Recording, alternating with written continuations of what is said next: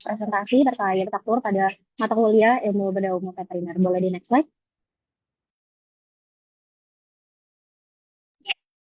Baik, berikut merupakan anggota kelompoknya. Boleh bantu di next slide. Baik, yang pertama akan dijelaskan oleh saya.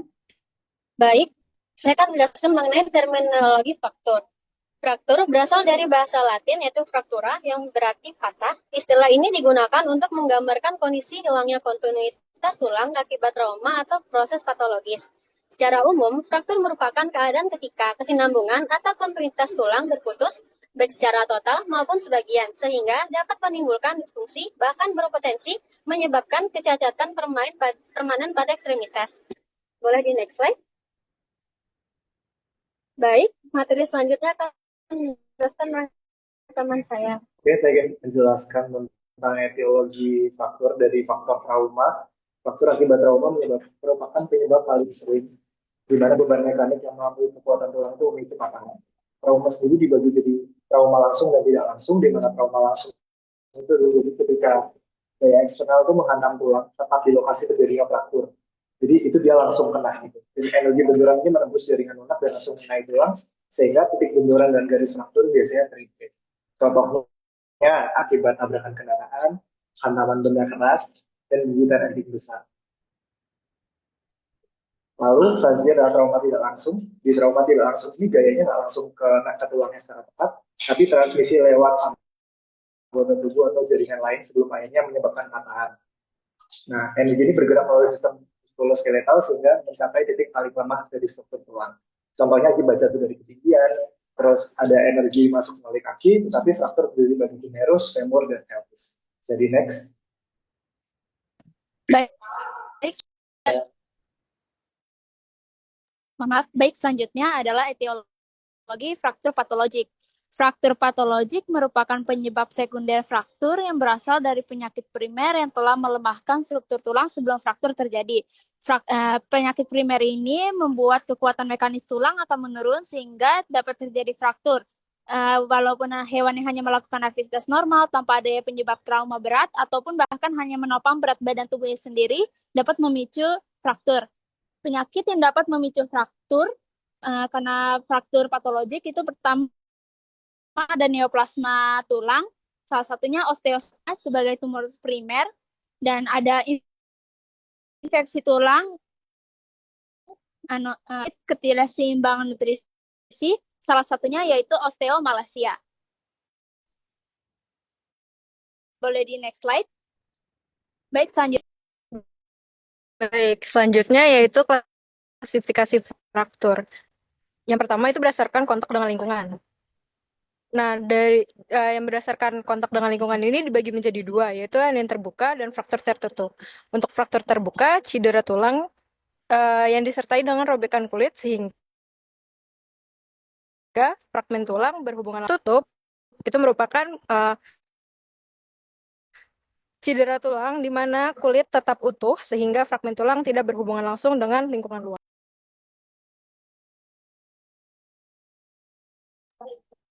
Baik, selanjutnya ini berdasarkan dari derajat kerusakannya. Yang pertama itu ada fraktur komplit atau complete fractures, yaitu kondisi ketika bagian-bagian tulang yang patah terpisah sepenuhnya menjadi dua fragmen atau bahkan bisa lebih. Nah, pada fraktur komplit ini garis patahan menempuh seluruh diameter tulang yang akhirnya menyebabkan terjadinya pemutusan kedua korteks secara menyeluruh. Akibatnya, fragmen tulang tidak lagi saling terhubung dan juga stabilitas struktur tulang menghilang.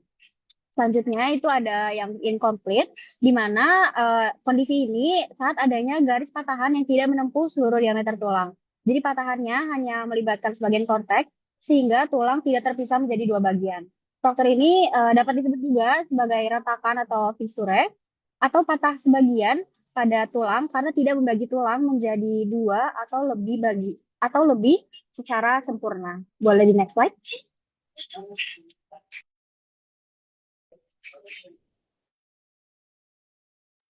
Baik, selanjutnya itu klasifikasi fraktur berdasarkan arah garis patahan. Yang pertama itu pada garis lurus yang melintasi tulang. Kemudian ada oblik, di mana patah tulang dengan patahan yang menyerong dengan membentuk sudut terhadap sumbu tulang. Kemudian ada patahan spiral, di mana garis patahan yang melilit atau berbentuk spiral dengan mengelilingi sumbu tulang. Kemudian yang terakhir ada longitudinal, di mana fraktur ini merupakan patah tulang dengan garis patahan yang sejajar mengikuti arah panjang tulang.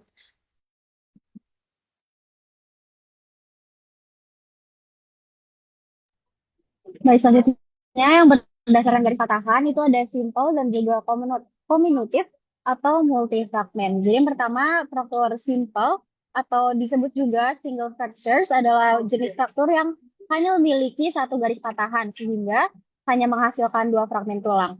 Pada fraktur ini kerusakan yang dihasilkan pada jaringan di sekitarnya hanya sedikit sehingga stabilitasnya juga cenderung baik dan nantinya proses penyembuhannya cenderung lebih cepat dibandingkan fraktur dengan banyak fragmen. Selanjutnya itu ada fraktur cumulative atau multifragmental.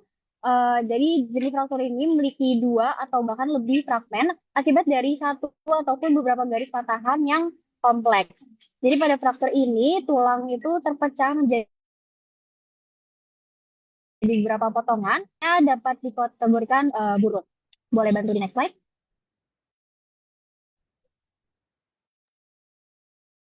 Baik, selanjutnya itu klasifikasi berdasarkan proses kesembuhan. Yang pertama ada delayed union, di mana kondisi ini merupakan kondisi ketika proses penyembuhan tulang berlangsung lebih lambat, meskipun masih menunjukkan tanda-tanda konsolidasi. Kemudian ada clinical union, di mana ini merupakan fase penyembuhan tulang yang mana stabilitas klinisnya masih udah tercapai sehingga refraktur udah bisa menahan aktivitas ringan tanpa menimbulkan nyeri. Kemudian ada non-union, di mana ini merupakan kondisi ketika proses penyembuhan tulang terhenti sehingga fragmen tulang gagal menyatu dan tidak menunjukkan aktivitas biologis yang mendukung kesembuhan. Kemudian yang terakhir ada malunion, di mana ini merupakan kondisi ketika fraktur sembuh dalam posisi fungsi biomekanik maupun estetika. Baik, selanjutnya berdasarkan dari lokasi patah fraktur pada ini merupakan faktor pada bagian ujung dari tulang panjang yang berhubungan langsung dengan permukaan sendi dan juga lempeng pertumbuhan atau fisis. Kemudian ada metafisis, yaitu fraktur pada bagian tulang yang berada di antara dan juga tersusun dari tulang trabekular atau spongiosal. Selanjutnya itu ada diafisis, di mana ini merupakan fraktur yang terjadi pada batang utama tulang panjang yang hampir seluruhnya ini tersusun atas tulang kortikal atau tulang yang padat dan juga kuat. Dan yang terakhir itu ada intraartikular, di mana ini merupakan fraktur yang melibatkan permukaan sendi hingga merusak kartilago artikular. Fraktur pada bagian ini dapat mengaruhi fungsi gerak dalam jangka panjang nanti. Boleh di next slide? Baik, selanjutnya adalah tanda klinis dari fraktur, di mana yang pertama adalah munculnya nyeri sebagai konsekuensi proses inflamasi pada jaringan yang mengalami kerusakan struktural, di mana nyeri ini bersifat kontinu atau terus-menerus hingga fragmen tulang tidak bisa teratur gerakan abnormal pada area fraktur yang terjadi akibat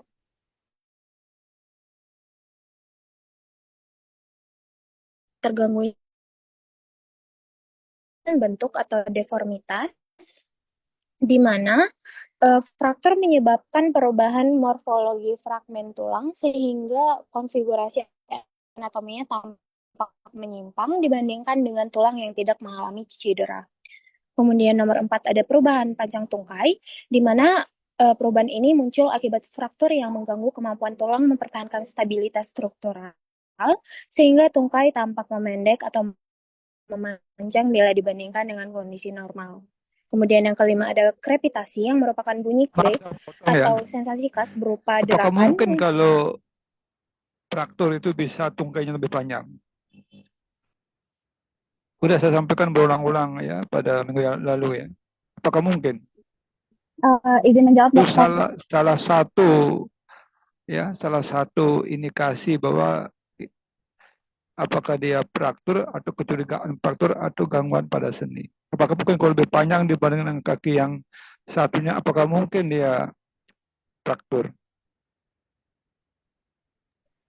Mohon jawab. Baik dokter, izin menjawab yang dimaksudkan dari perubahan panjangnya ini menjadi lebih pendek nih dokter.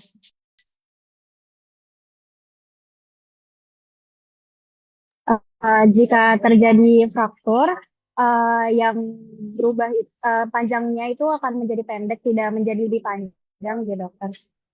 Mungkin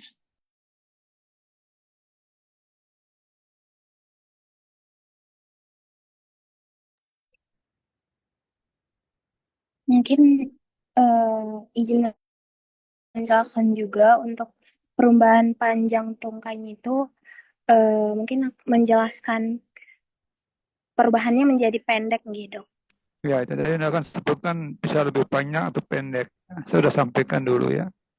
Jadi selalu terjadi pemendekan karena ada kontraksi otot ya. Kalau dia lebih panjang ya pada kaki yang mengalami kelainan yang sakit, yang pincang, yang tidak bisa diangkat pada saat dia jalan.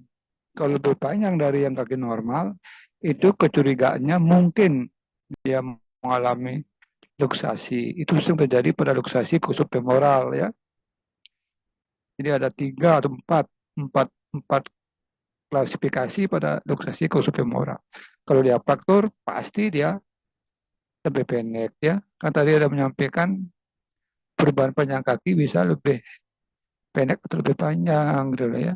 Jadi pasti ya lebih pendek ya karena ada kontraksi otot ya. Itu ya. Terus sebelum itunya saya juga ingin ya di etiologi tadi ya, nah bilang kan gangguan metabolik hanya pada misalnya pada osteomalacia ya, mungkin kurang lagi satu ya pada osteoporosis yang lebih sering terjadi ya, osteomalacia juga, osteoporosis lebih sering juga terjadi ya. Mau ditambahkan itu ya, gangguan metabolik itu ya, kemudian juga macam-macam patah tulang, macam-macam fraktur ya, sudah diuraikan dengan bagus ya dibandingkan minggu yang lalu ya. Jadi bisa dilihat dari beberapa sisi, beberapa aspek ya. Mohon ditambahkan juga dilihat dari tulang yang patah ya. Jadi ada fraktur femur, fraktur mandibula, fraktur masila, fraktur umerus ya. Jadi mohon agar lengkap ya. Di besok kalau ujian silakan nanti dikelompokkan seperti itu ya. Tadi kan disebutkan ya, di banyak sekolah ada 7 atau 8 ya. Tambahkan lagi 1 ya. Berdasarkan atas tulang yang mengalami fraktur ya. Jadi mohon berikan contoh ya, sesuaikan dengan nama tulang ya. Mudah ya? Baik dokter, izin melanjutkan gitu dok. Ya, silakan ya. Baik, selanjutnya adalah krepitasi yang merupakan bunyi klik atau sensasi keras berupa derakan yang dapat didengar dan dirasakan ketika fraktur digerakkan. Kemudian yang terakhir tanda klinisnya adalah terdapat pembengkakan dan perubahan warna di mana kondisi ini muncul akibat trauma dan pendarahan pada jaringan di sekitar lokasi fraktur yang umumnya mulai terlihat setelah beberapa saat fraktur terjadi. Mungkin mulai di next slide.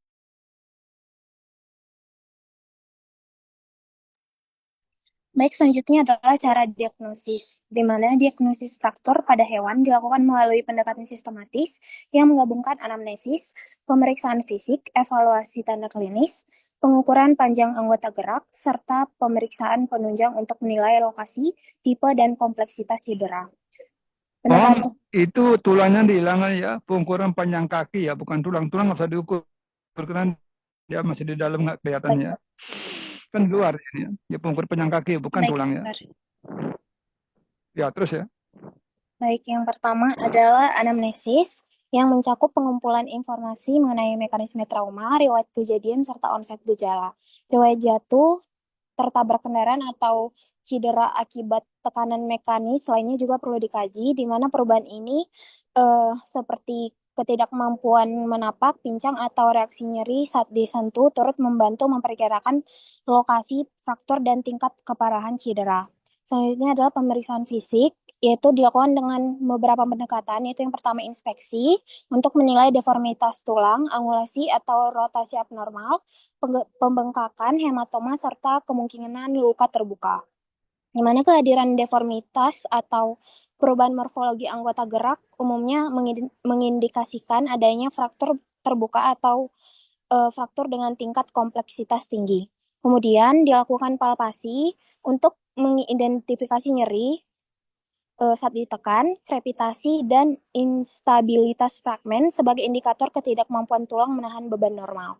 Kemudian yang terakhir, kita melakukan evaluasi perfusi distal, di mana kita melakukan CRT atau capillary refill time, warna kulit, mohon maaf, melakukan pemeriksaan juga pada warna kulitnya, suhu dan pulsasi arteri distal untuk menilai kecukupan perfusi jaringan distal, serta memastikan tidak terjadi gangguan pada integritas vaskular.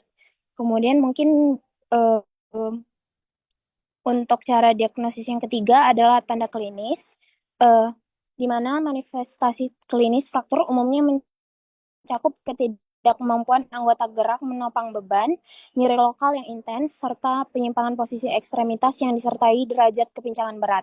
Pada sebagian kasus, dapat pula ditemukan pembengkakan atau hematoma yang prominen akibat pendarahan dari struktur vaskular yang mengalami kerusakan. Selanjutnya adalah pengukuran panjang kaki yang dilakukan dengan membandingkan anggota gerak yang mengalami cedera dengan sisi kontralateral. Evaluasi ini bertujuan mengidentifikasi adanya pemendekan sebagai tanda adanya fraktur. Baik, selanjutnya adalah cara diagnosis selanjutnya adalah pemeriksaan penunjang. Yang dilakukan pertama adalah pemeriksaan radiografi yang merupakan metode utama dalam menegakkan diagnosis fraktur, di mana fotoronsen dilakukan dari dua sudut, yaitu anteroposterior dan lateral, yang menunjukkan visualisasi yang jelas. Kemudian pada kasus fraktur yang sulit dievaluasi melalui radiografi konvensional seperti fraktur intraartikular atau fraktur berukuran sangat kecil, dapat dilakukan pemeriksaan lanjutan berupa CT scan, ultrasonografi atau pencitraan nuklir. Mungkin Saya koreksi ya, jadi posisi ventrodorsal dan posisi lateral ya. Jadi pada pemeriksaan penunjang itu minimal dilakukan dengan dua posisi yang satu sama lain saling tegak lurus ya. Jadi posisi PD namanya ventrodorsal dan posisi L lateral ya. Jadi harus dua posisi ya, seperti gambar yang tadi di atas itu dia posisi lateral jelas dia kelihatan. Kalau kamu ambil dari posisi dorsal atau ventrodorsal mungkin numpuk dia ya antara tulang yang ujung sang satu dengan yang di bawahnya numpuk sehingga tidak kelihatan dia petas dengan bagus ya. Jadi harus dilakukan minimal dua posisi ya. Kalau bisa tiga, satu lagi posisi oblek tapi gak susah ya. Jadi dua posisi sudah cukup mewakili ya. Jadi PD dan L ya. Silakan terus ya. Baik, izin melanjutkan mungkin boleh di next slide.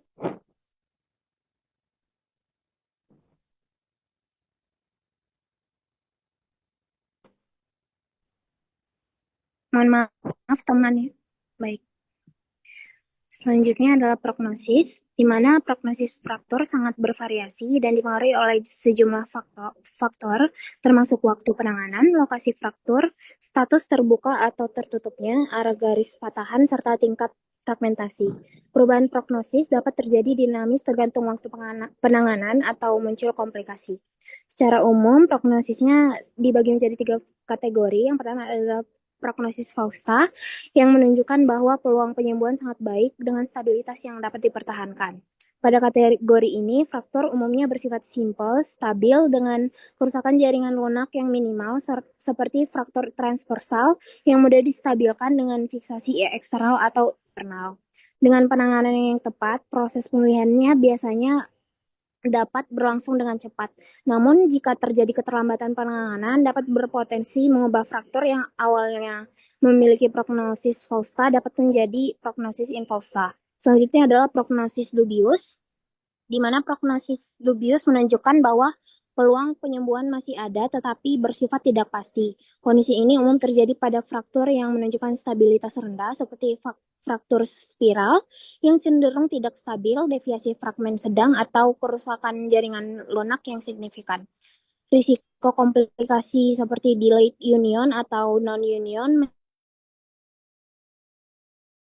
meningkatkan penanganan tertunda.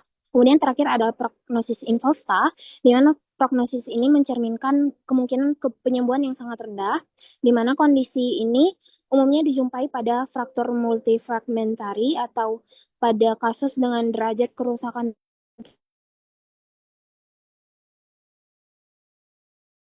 tulang yang berat. Faktor penyebab dari prognosis ini, faktor yang disertai. Faktor ini secara signifikan menghambat proses penyembuhan dan meningkatkan risiko terjadinya komplikasi berat seperti osteomyelitis, nekrosis tulang, atau kegagalan penyatuan fraktur. Mungkin selanjutnya bisa Saya mau dijelaskan tanya, oleh teman saya. apakah prognosis yang infausta ini selalu dia berarti mati, Wan, ya?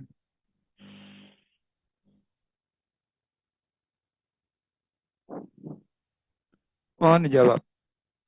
Infausta ini apakah selalu berarti mati dia?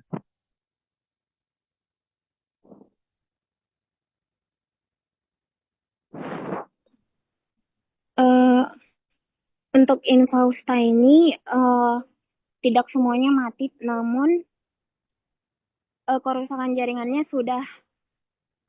sudah cukup buruk dan tidak bisa dikembalikan lagi, gitu.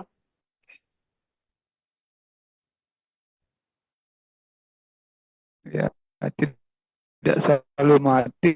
Ya, ini berpotensi kita lakukan amputasi infausta ya, terpaksa dilakukan potong kaki ya, atau pada organ yang mengalami patah tulang.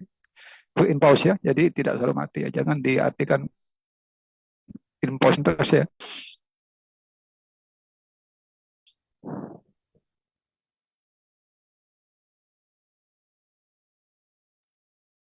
Mungkin selanjutnya bisa dijelaskan oleh teman saya untuk bagian penanganan nih. Boleh di next slide? Baik, selanjutnya ada prinsip penanganan fraktur. Prinsip penanganan fraktur menggunakan konsep 5R, yaitu rekognisi, reduksi, retensi, rehabilitasi, dan reassessment. Yang pertama ada tahap rekognisi, merupakan langkah awal penanganan fraktur untuk memahami atau mengidentifikasi kondisi fraktur yang dialami. Pada tahap ini dilakukan identifikasi melalui anamnesa, pemeriksaan fisik, pengamatan tanda klinis, pengukuran, serta pemeriksaan radiografi. Semua informasi tersebut bisa digunakan untuk menentukan jenis fraktur dan strateginya. Selanjutnya yaitu ada reduksi atau reposisi, yaitu upaya mengembalikan fragmen tulang ke posisi anatomi semula, yang dimana prosedur ini dapat dilakukan secara tertutup tanpa pembedahan, yaitu dengan memanipulasi fragmen dilakukan dari luar menggunakan tekanan lembut untuk mengembalikan fragmen tulang ke posisi yang benar. Dan juga dapat dilakukan secara terbuka melalui tindakan bedah ketika reduksi tertutup tidak memungkinkan.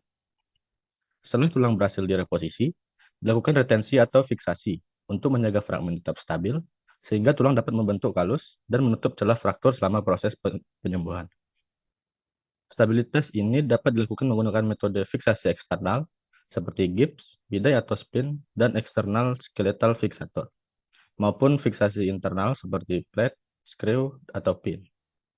Fiksasi yang baik sangat penting untuk mencegah pergeseran ulang dan mendukung pembentukan tulang baru.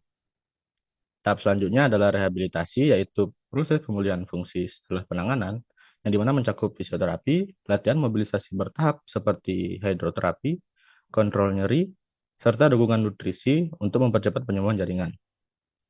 Rehabilitasi ini bertujuan untuk mengembalikan kemampuan gerak dan mencegah kekakuan atau atrofi otot.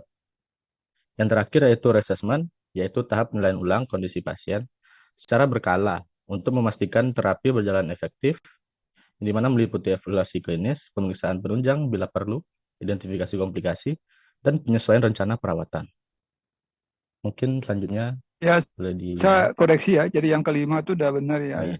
Jadi jangan dibilang bila perlu, itu harus dilakukan pemeriksaan penunjang ya, dengan pemeriksaan radiografi ya. Jadi reassessment-nya, penilaiannya harus secara klinis ya.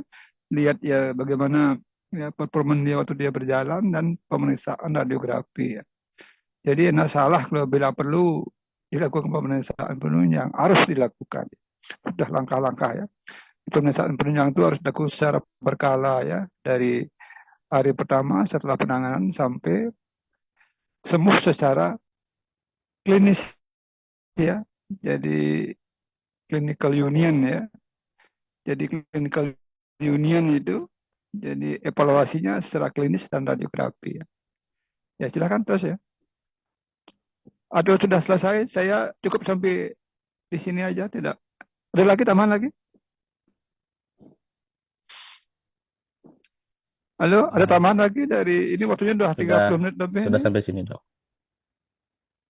Ya, jadi dibandingkan dengan minggu yang lalu jauh, jadi sangat signifikan ada perbaikannya. Makanya harus diperbaiki. Ya. Apapun ya, ujian ya, remedi diberi kesempatan ya, skripsi habis hujan harus diperbaiki. Koas juga begitu, habis hujan harus diperbaiki ya. Kurang bagus kalau ujian langsung dikeluarkan nilainya, tidak mau diperbaiki. Apalagi masuk jurnal nanti dibaca lagi oleh adik-adik kelas di bawahnya. Seperti tadi saya nguji ya. Yang dulu sama saya, terus sekarang masih sama juga. Jadi kasihan ya, jadi yang baca tuh kasihan. Karena proses pembelajaran ya bisa langsung, bisa melalui membaca hasil karya. Jurnal, kalau jurnalnya salah, sumbernya ya yang baca juga salah, kasihan ya. Itu kecuali pintar orangnya tahu oh, ini salah. Tapi kalau orangnya ya kemampuannya menengah ke bawah kan dia langsung dia jiplak. Gitu. Ya, jadi mohon seperti ini ya. Jadi saya perbaiki, tidak ada maksud untuk mengamat dan sebagainya. Jadi jauh sekali ada perbaikan dibandingkan dengan minggu yang lalu. Jadi kita batasi topiknya adalah gangguan tulang dan adalah fraktur. Karena kita berbicara bedah, bukan internal. Kalau kita berbicara masalah internal lagi, gangguan tulang secara umum ya banyak sekali. Tentu itu harus diuraikan cukup 1 semester ya. Kita berbicara masalah tulang aja ya. Jadi gejala klinisnya harus terkait juga dengan judulnya ya. Cara nanganin juga begitu ya. Jadi kita batasi ya. Kita berbicara gangguan tulang dalam kaitan dengan bedah gitu. Apa itu ya bedah tulang. Jelas ya? Jadi kelompok D ada yang ditangani, ada yang ditanyakan? Dari kami sepertinya sudah cukup. Ya, ya ini mohon besok ya kalau keluar ya kamu bisa lebih bagus dibandingkan dengan yang lainnya ya. Ini jauh sekali ada perbaikan ya. Dulu kamu terlalu ya luas sekali karena kalau terlalu luas itu ya kasihan nanti. Jadi kita berbicara ke bawah itu sesuai dengan topiknya gitu loh. Ke topik yang ini ya harus link ya dengan di atas ya, tidak boleh. Sama kayak skripsi apa kata kuncinya, kita berbicara masalah biometra ya, semuanya ya biometra. Jangan lagi ada yang berbicara masalah ya yang lain hidrometra atau mungkin yang lainnya itu beda-beda ya. Khusus kita berbicara masalah sesuai dengan topik atau judulnya. Itu ya, jadi mungkin waktunya sudah habis ini. Ya silahkan nanti untuk yang kelompok kelas Aceh ya, tadi itu ada contoh yang bagus, walaupun dulu dia kurang bagus ya. Ya bukan bagus, bukan berarti dia salah ya. Kurang pas ya, karena judulnya dia terlalu luas dulu ya. Jadi dia berbicara masalah gangguan tulang secara umum gitu. Tapi di penanganan ya dia batasi pada patah tulang, ini tidak nyambung jadinya, tidak pas ya. Nah, sekarang saya minta ya, presentasi dari kelas A ya. Kelas A yang dulu siapa yang presentasi ya, kelompok berapa ya? Yang dulu kelompok berapa yang presentasi? 1, 3. Izin menjawab, Dok, yang sudah presentasi Kelompok berapa? kelompok 2, Dok.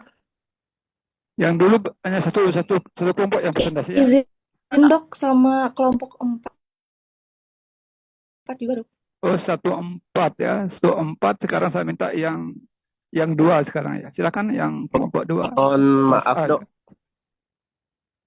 untuk gimana? yang sudah kemarin kelompok 2 dengan 4 Dok. Oh terbalik ya. Oke. Yang minggu yang lalu yang presentasi kelompok A2 dan A4 gitu ya? Oke dokter. A2 dan A4, sekarang yang 1 sekarang ya. Silakan kelompok 1 presentasi ya.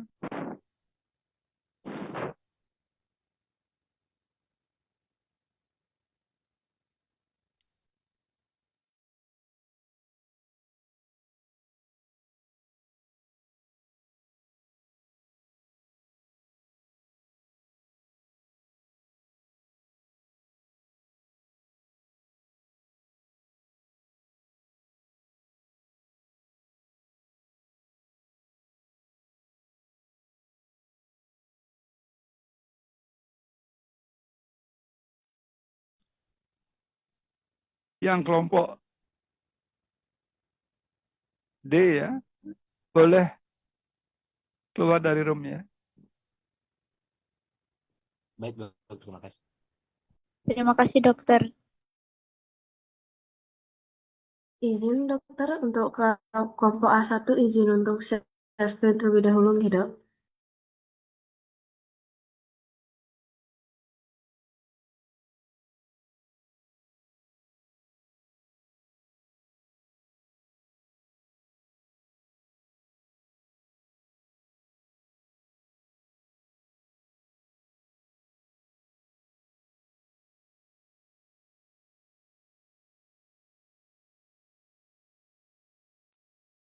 Izin apakah slide-nya sudah terlihat?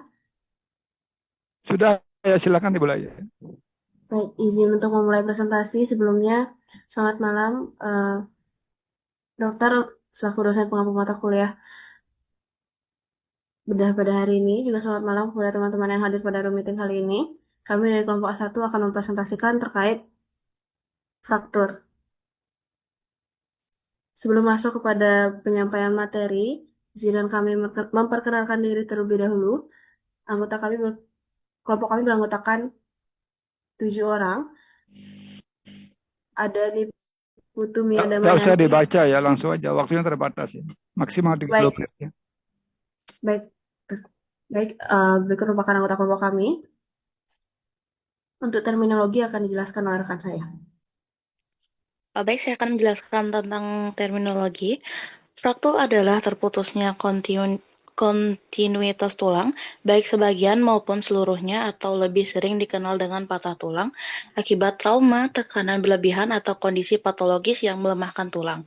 Pada hewan, fraktur dapat melibatkan kerusakan jaringan lunak di sekitar tulang dan ditentukan berdasarkan bentuk patahan, lokasi, serta tingkat keparahannya. Bisa di next?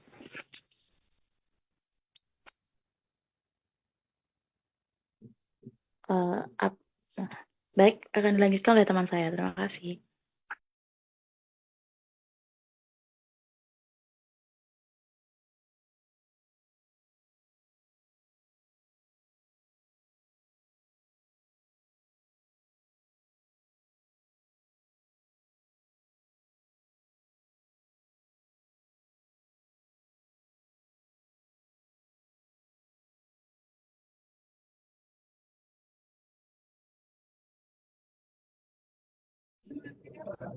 Baik, selanjutnya di sini saya akan menjelaskan tentang etiologi, yang dimana fraktur pada hewan itu umumnya disebabkan oleh trauma, yang dimana hewan itu membentur benda keras secara langsung, dimana kekerasan benturan itu juga bisa menyebabkan patah tulang di titik benturannya. Kemudian hal yang sering terjadi biasanya itu adalah terdapat kendaraan yang dimana akibat benturan dengan kecepatan dari kendaraan itu juga bisa menyebabkan fraktur pada hewan, dan juga jatuh dari ketinggian itu juga bisa menjadi salah satu etiologi dari fraktur pada hewan, yang dimana jatuh dari tempat tinggi seperti pohon ataupun bangunan itu jika terjadi dalam posisi yang tidak tepat atau tulang itu tidak kuat dalam menahan bebannya, di mana fraktur pada hewan itu sendiri biasanya sebagian besar itu terjadi dalam kondisi tertutup.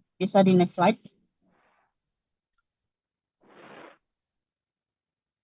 Saya tanya ya, coba kembali ke slide sebelumnya ya.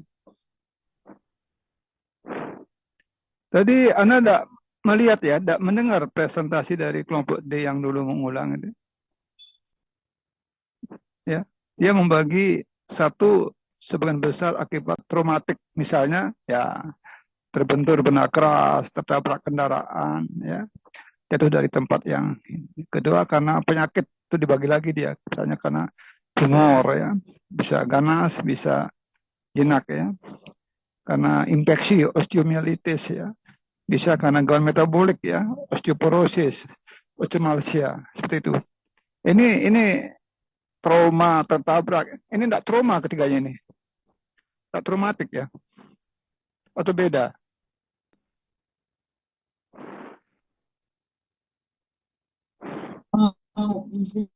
Dok, mungkin trauma karena berbenturan langsung. Ya, makanya tadi kan bagus sekali yang presentasi yang pertama tadi ya, dari kelas D itu. Ya, mohon seperti itu ya. Ya, traumatik, ya kurung atau dikasih poin-poinnya ya ini. Karena metabolik ini juga nggak ada, infeksi metabolik nggak ada. Karena patologis kan nggak ada. Tadi sudah disebutkan tadi ya. Jadi sama seperti yang saya bilang dulu ya, gangguan sendi ya. Cuma bedanya pada tulang itu tidak ada yang kongenital itu ya. Tapi faktor predisposisi mungkin genetik berpengaruh ya. Misalnya yang kena osteomalacia, osteoporosis itu cenderung ya, cenderung dia kalau dari moyangnya cenderung mudah kena. Jadi ada kecenderungan yang mudah kena, apalagi diperparah oleh gangguan atau asupan makan yang tidak bagus. Mohon ini ya diperbaiki ya. Tadi mestinya ada dengar tadi ya. Itu bagus sekali tadi yang kelompok D itu. Yang dulu saya suruh ngulang karena terlalu luas sekali dan jauh ya. Mohon ini diperbaiki ya. Biar gampang deh belajar, besok ujian juga agar gampang gitu jawabnya ya. Jika tidak seperti ini kan tidak jelas ya. Patologis juga nggak ada yang patologis nih, nggak ada patologis ya. Dari yang sumber saya baca itu cuma seperti Miki Ya, kamu baca berapa sumber kalau membuat ini satu paper itu? Tiga jurnal itu. 3 jurnal semuanya tidak ada patologis. Ya itu dia. Jadi mohon dibuka lebih banyak lagi ya. Udah sampaikan, dulu kan sudah ada gangguan sendi, udah saya bilang itu. Gangguan sendi sudah lebih dari 2 ya. Jadi sudah bagus sekali dari kelompok D. Mohon didengar ya. Jadi yang semuanya juga mohon didengar. Itu temannya presentasi, jangan fokus pada ya nggak ada 2 kali saya bicara. Ya silakan terus ya.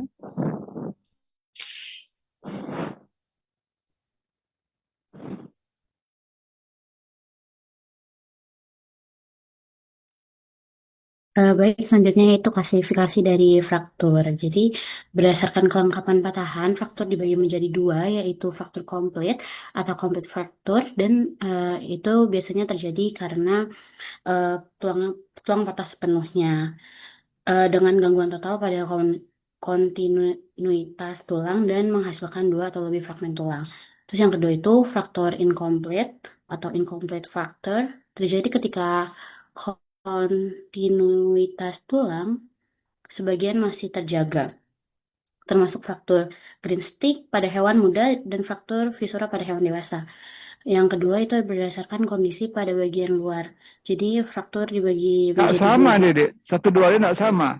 Fraktur komplit, ini fraktur komplit, ini fraktur tidak sama. Dari kelompok A2 ya, A1. Tidak sama ini. Mohon maaf, dok, ada sedikit typo, dok. Tidak sama. Berdasarkan kelengkapan patahan, berdasarkan kondisi pada bagian luar. Tadi adik-adik dengar ya presentasi yang dari kelompok D yang dulu mengulang itu? Tidak dengar ya? Bagus sekali ya. 8 ya, ditambahkan lagi 1, 9 jadi ya. Berdasarkan atas tulang yang mengalami fraktur ya, fraktur ospemur, fraktur humerus. Jadi silakan kita berkreasi ya, mungkin banyak Anda bisa nilainya akan sempurna gitu. Seperti ini nih jauh sekali ini ya, fraktur komplit frakturnya. Ya, ini tadi sudah disampaikan.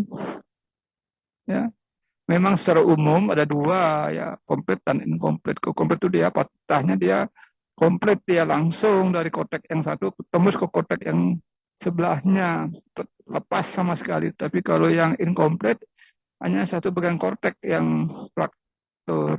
Atau kalau dia pada tulang radius ulna, radiusnya patah, ulnanya yang masih utuh, itu juga termasuk inkomplit, sehingga kontinuitas tulangnya masih tetap utuh nampaknya gitu loh. Setelah dipoto ya patahnya inkomplit. Ini berpotensi menjadi komplit fraktur kalau dia tidak mendiam dia gitu.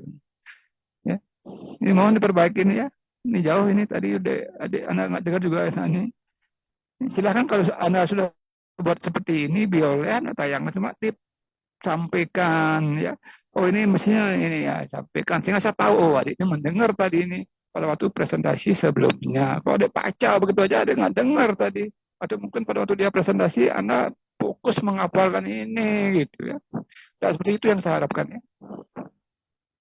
Jadi boleh tayangkan ini yang salah ini, tapi disampaikan ya saat presentasi ya. Iya, baik. Terus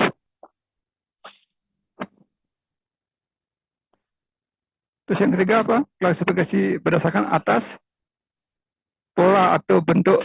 Jadi berdasarkan arah garis patahan. Arah garis patahannya sudah ada dalam ini ya, dalam buku teknik operasi yang kecil itu, yang diktat itu ya. Mohon dibaca, transversal, oblik, spiral. Ini masih lagi ada communicated ya. Ini masih ada logistik traktor, itu termasuk faktor inkomplit ini. Yang nomor terakhir, nomor 5 ya, 6 itu ya. Ini juga ada incommunicated lagi ini. Ya. Ini mohon ya. Terus klasifikasi berdasarkan pergeseran fragmen dan ini ya. Ya boleh, ini bisa nomor 4 ini ya, displacement. Non displacement ya, faktor traumatik, faktor patologik. Malah di sini ada faktor patologiknya. Ya, kalau berdasarkan atas pergeseran fragmen ya ada yang displacement dan ada yang faktor non ya, itu mestinya dia berubah posisinya, ada tetap dia gitu loh. Ini enggak masuk traumatik dan patologis di sini, ada patologisnya, mestinya dimasukkan di etiologi itu loh. Boleh dia bilang ini faktor ada 2 ya, berdasarkan penyebabnya jadinya. Jadi faktor traumatika dan faktor patologis. Itu. Jadi judulnya bukan berdasarkan atas pergeseran, babnya disebutkan ya. Harus jelas dulu ya. Coba digeser ke atas. Slide berikutnya. Nah, ini masih kurang. Tadi ada 8, 9 ya. Ini banyak sekali ya. Berdasarkan atas arah garis patahannya ada 4. Berdasarkan hubungan dengan dunia luar ada 2. Berdasarkan penyebabnya ada 2. Atau ada 5 mungkin kalau diuraikan yang patologik gitu ya. Berdasarkan atas daerah ya, regio pada tulang panjang yang patah ada namanya fraktur diapisis, metapisis, epipisis, ada fraktur artikuler, satu lagi ada fraktur kondiloid pada kondilusnya. Banyak sekali ya. Ini ada masih kurang ini. Gimana, siap perbaiki ini? Iya dokter, dari kami mungkin akan kami revisi dan kami tambahkan. Tadi Anda nggak dengar nggak presentasi yang kelompok kelas D dia? Dulu dia juga kurang, setelah diperbaiki bagus jadinya. Itulah proses pembelajaran ya. Harus dikasih masukan menjadi lebih bagus. Kalau nggak diperbaiki, ya nanti besok ujiannya nilainya kecil jadinya. Ya, coba disebutkan poin-poinnya, macam-macam faktor. Bisa ditinjau dari aspek apanya. Pertama, Pak masing-masing berbicara, masing-masing anggota kelompok ada 7 dari kelompok itu ada 8 ya. Silakan.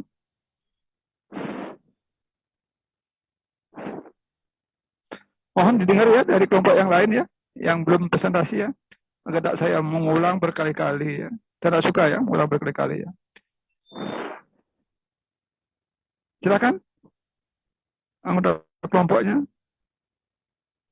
Macam-macam praktek dilihat dari yang pertama apa? Nah, ini nggak siap ya kelompok ini.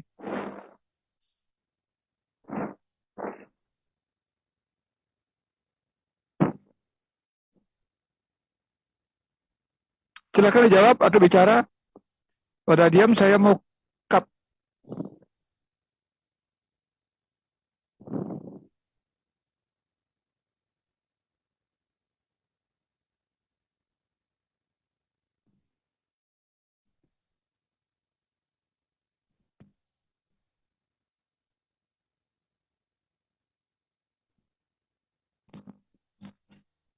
Halo?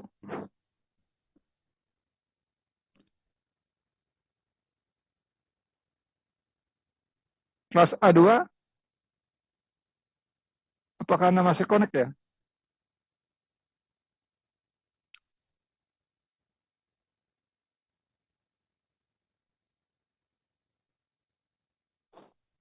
Atau kita ganti ya. Saya minta yang kelas A24 ya. 4 jadi.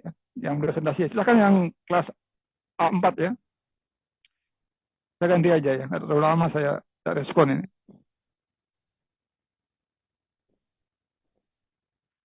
Halo?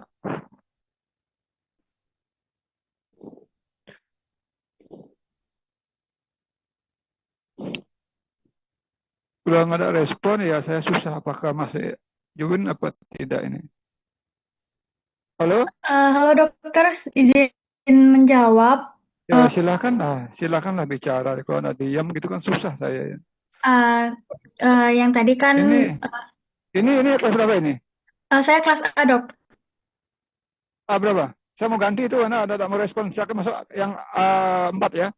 Izin menjawab dok. Minggu lalu sudah kelompok 2 dan 4 presentasi dok. Sekarang yang kelompok 5 ya. Silakan kelompok 5 presentasi. Saya ganti aja. Nggak respon ya. Ya silakan besok ujian nggak bisa jawab ya. Besok ujiannya essay ya deh ya. Mungkin minggu depan ujiannya ya. Apa 2 minggu lagi? Kapan ujiannya?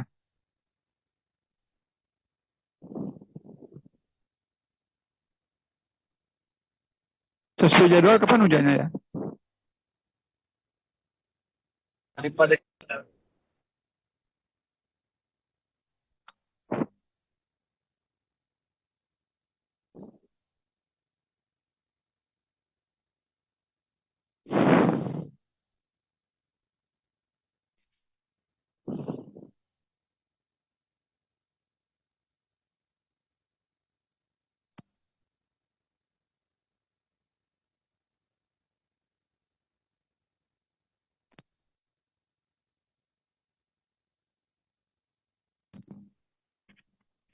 Bagaimana? Apakah perlu dilanjutkan atau gimana ini? Saya minta yang A5 yang presentasi saya ganti yang tadi ya. Izin masuk Nggak Dok. respon ya. Iya silakan. Eh, A5 ya. Nggih, Dokter Alima.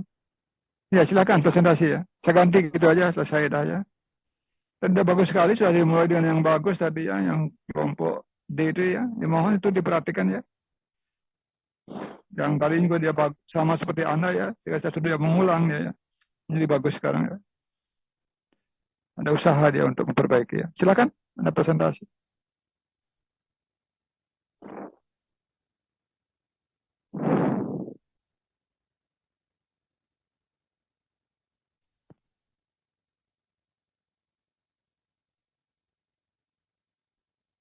Izin Dokter, apakah PPT kami sudah terlihat nggih? Sudah silakan ya. Ya bagus ya. Silakan dimulai ya. Baik, sebelumnya Om Swastiastu, Assalamualaikum warahmatullahi wabarakatuh. Selamat malam semuanya, selamat malam dokter. Kami dari kelompok A5 izin untuk mempresentasikan terkait dengan fraktur. Di sini kelompok kami ada 6 orang. Mungkin bisa lanjut ke terminologi. Untuk itu saya serahkan kepada teman saya. Baik, izin masuk. Di sini saya akan menjelaskan terminologi fraktur. Udah dijelasin tadi, terminologi fraktur digunakan untuk menggambarkan bentuk, kondisi, dan karakteristik patahan tulang pada hewan. Penggunaan istilah ini penting untuk diagnosis, penentuan terapi, dan prognosis. Klasifikasi utama fraktur berdasarkan hubungan dengan kulit, yaitu fraktur tertutup atau closed fraktur, yaitu tidak ada. Kamu belum mendefinisikan apa itu fraktur. Ini sudah mulai masuk ke macam-macam fraktur ini. Sudah saya bilang tadi, ini macam-macam fraktur berdasarkan hubungan dengan dunia luar. Ada yang terbuka, tertutup. Satu. Kedua, arah garis patahnya ada berapa. Ya, tadi nggak dengar juga kamu ini.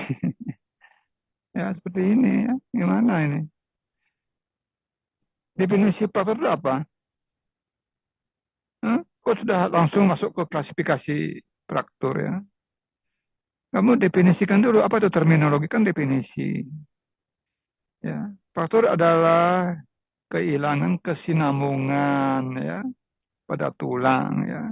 Kalau otot prunus namanya luka namanya. Kalau pada fraktur atau pada tulang rawan, kalau pada jaringan keras ya tulang atau tulang rawan namanya fraktur, kehilangan kesinambungan ya.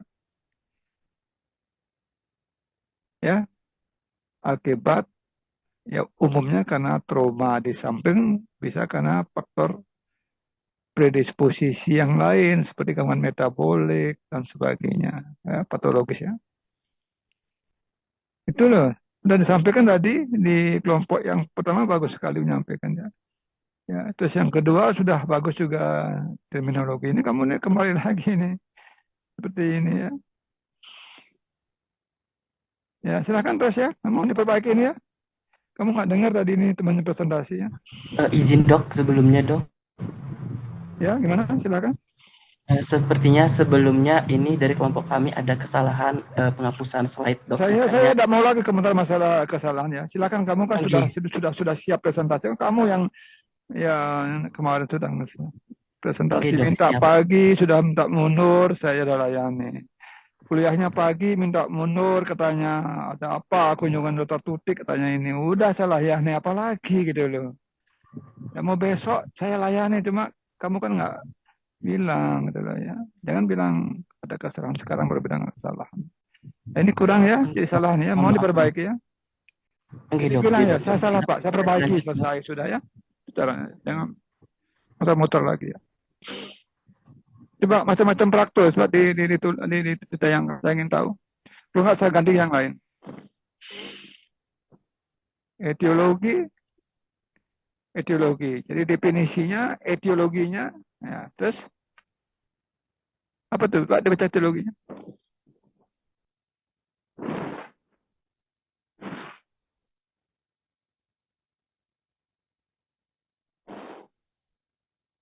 Baik, izin dok. Berikutnya adalah etiologi. Jadi, fraktur pada hewan ini umumnya disebabkan oleh trauma mekanik. Trauma ini menimbulkan tekanan yang kuat sehingga melebihi kemampuan tulang dalam menahan tekanan tersebut. Penyebab trauma mekanik yang sering kali terjadi antara lain kecelakaan seperti tertabrak kendaraan, jatuh dari ketinggian, benturan dengan benda keras, dan trauma secara langsung lainnya. Selain itu, kontraksi otot yang ekstrim dan dadak juga dapat menyebabkan fraktur pada hewan. Nah, selain oleh trauma mekanik, fraktur juga dapat disebabkan oleh adanya kelainan patologis seperti tumor pada tulang yang menyebabkan struktur tulang melemah sehingga menjadi lebih mudah patah. Nah, terdapat dua faktor utama yang memengaruhi terjadinya fraktur, yaitu faktor ekstrinsik seperti Tumor apa lagi? kecepatan, Dulu durasi. terangkan tadi. Sudah saya terangkan tadi, selain tumor apa? Ada patologis, ada 3 itu. Apa itu? Tumor, ada ya, infeksi, kadang Osteoporosis, ketika ada metabolik. Ya, kamu sebutkan, nah, saya sudah sampaikan tadi berulang-ulang berapa kali saya sampaikan. Sehingga saya bisa mengevaluasi bahwa kamu ini mendengar apa omongan saya gitu loh. Kalau kamu nggak mendengar omongan saya, kok bisa ngomong? Lebih saya cut aja gitu. Ya, saya pernah nggak suka gitu loh. Pas saya ngomong kamu lain-lain, saya nggak suka saya. Aduh, pas saya ngomong kamu siapkan slide, nggak suka saya. Dengarkan saja boleh salah, tidak masalah, tapi disampaikan, oh ini udah dikoreksi tadi, ini mestinya begini, itu aja gitu loh ya. Ya, itu etiologi. Kemudian Pak lihat anunya, macam-macam fraktur ya, klasifikasi fraktur.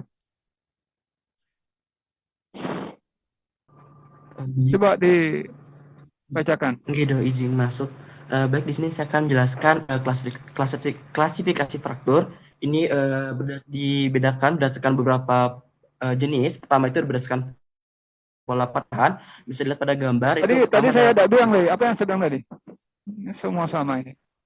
Berdasarkan arah garis patahnya, gampang kita ingat, boleh pola sangat itu. Kamu arah garis patahnya, ada arahnya melintang, ada yang memanjang, ada yang transversal, ya, atau melintang, ada yang oblik miring, ada yang spiral, kan begitu.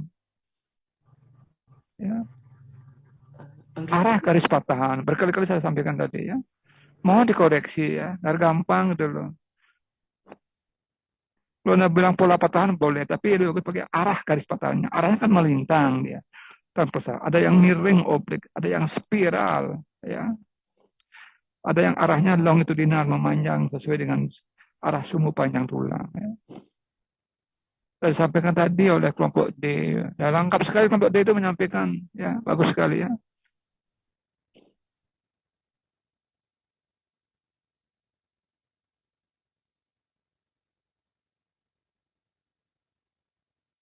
Terus apa lagi? Yang pertama berdasarkan atas arah garis patahannya. Kedua apa?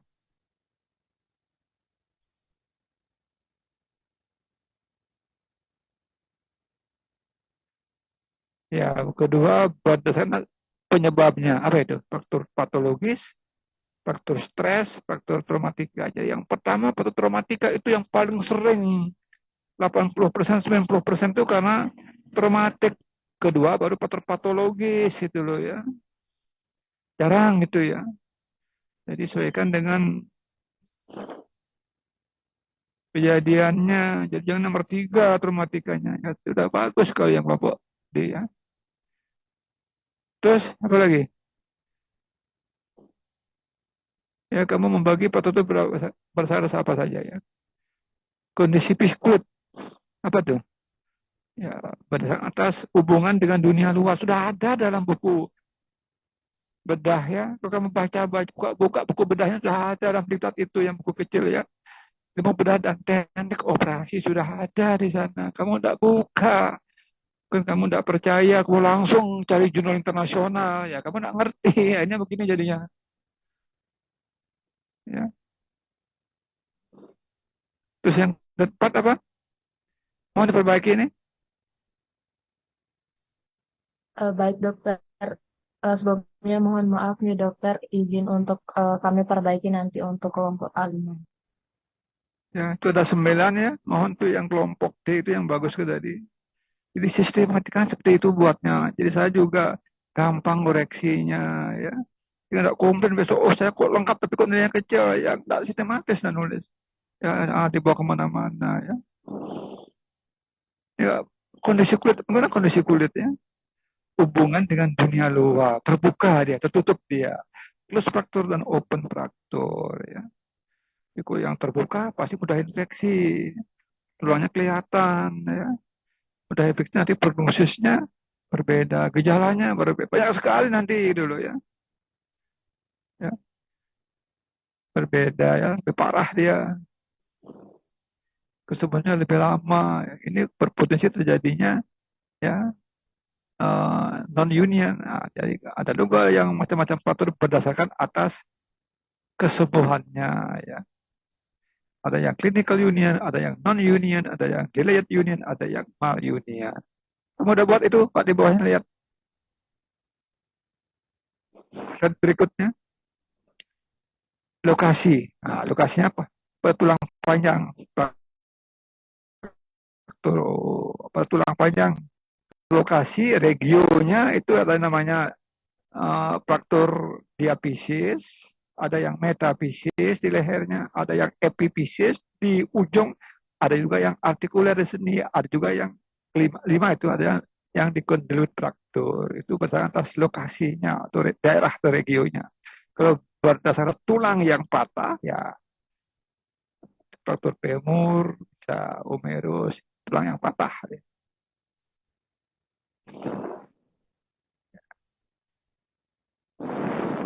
Lokasi, tulang panjang, atau lokasi kan tidak.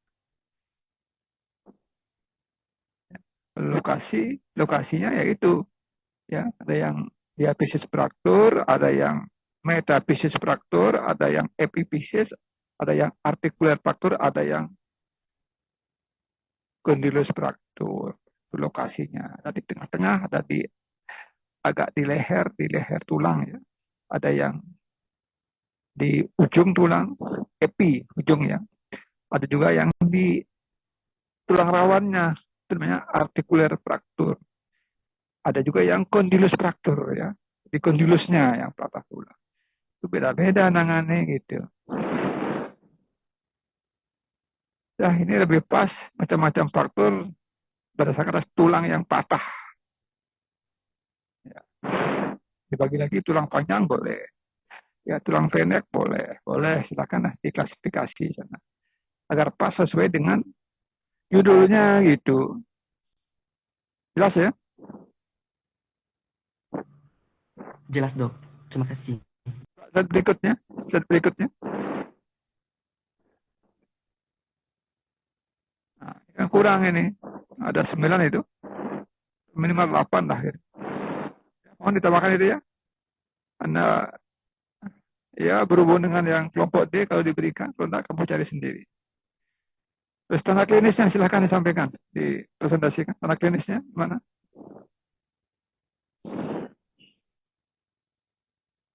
Oke, baik izin masuk di dokter. Untuk tanda klinis dari fraktur itu sendiri, itu ada pertama nyeri akut. Yang kedua ada bengkak. Nyeri akut itu hewan menunjukkan rasa sakit yang jelas saat anggota tubuhnya itu disentuh atau digerakkan. Biasanya disertai vaporisasi, agresif, atau menarik anggota tubuhnya ketika dipalpasi. Yang kedua itu ada bengkak atau edema terjadi akibat perdarahan dan proses inflamasi pada area frakturnya. Nah, bengkak ini biasanya cepat muncul dan progresif. Yang ketiga itu ada krepitasi. Adanya sensasi atau suara seperti krek atau gerus ketika dua fragmen tulang itu saling bergesekan. Nah, ini waktu pemeriksaan itu tuh harus dilakukan sangat hati-hati karena berisiko memperparah dari cedera dari pasien itu sendiri. Yang selanjutnya itu tidak mampu menumpu berat badannya atau menolak ketika menggunakan anggota tubuh yang patah. Yang kelima itu ada deformitas, itu terlihat perubahan bentuk atau posisi tulang atau anggota tubuhnya. Misalnya dia posisi tulangnya itu akan memendek kah, miring atau bengkok ketika terbuka atau pada fraktur terbuka. Fragmen tulangnya itu dapat terlihat atau menembus kulit. Kondisi ini memiliki risiko infeksi yang sangat tinggi. Buka yang Selanjutnya kalau foto yang tertutup yang mana? Yang close fraktur ini kan terbuka. Kalau tidak terbuka, close fraktur gimana gejalanya? untuk luka yang terbuka. Yang mana dia itu? Kalau yang close fraktur. izin dokter, untuk yang fraktur tertutup itu dia akan bengkak atau terlihat memar. Seperti itu dokter. Ya bengkak ya, hematom ya. Jadi kalau Anda bilang edema, air isinya. Kalau darah isinya hematomnya ya. Bengkak ya, bisa hematomnya ya. Ini faktor yang bengkak ini ya. Ini gampang sekali di ini ya. Dia pincang, gaya kerja tidak normal, deformitas, kehilangan bentuk pada kakinya tidak normal kakinya. Ya. Sakit ya kalau dipalpasi. Ya silakan ya. Ya, izin melanjutkan dokter, untuk selanjutnya gerak, agresif, atau kehilangan nafsu makan karena rasa nyerinya tersebut. Nah, selanjutnya ini ada diagnosis dari fraktur itu sendiri. Yaitu pertama, kita bisa menanyakan terkait dengan riwayat anamnesis dari si pasien tersebut. Apakah sebelumnya itu dia jatuh kah, tertabrak kah, atau bagaimana. Selanjutnya itu kita bisa melihat tanda klinisnya, tanda-tanda seperti yang telah disebutkan tadi, apakah terdapat bengkak, deformitas, memat, atau luka terbuka yang mengarah pada dugaan fraktur. Selanjutnya kita bisa melakukan palpasi untuk mengevaluasi tulang secara hati-hati. Di sini dilakukan penilaian dengan adanya krepitasi, ketidakstabilan tulang, serta menentukan lokasi pasti nyerinya. Harus dilakukan perlahan untuk menghindari kerusakan tambahan.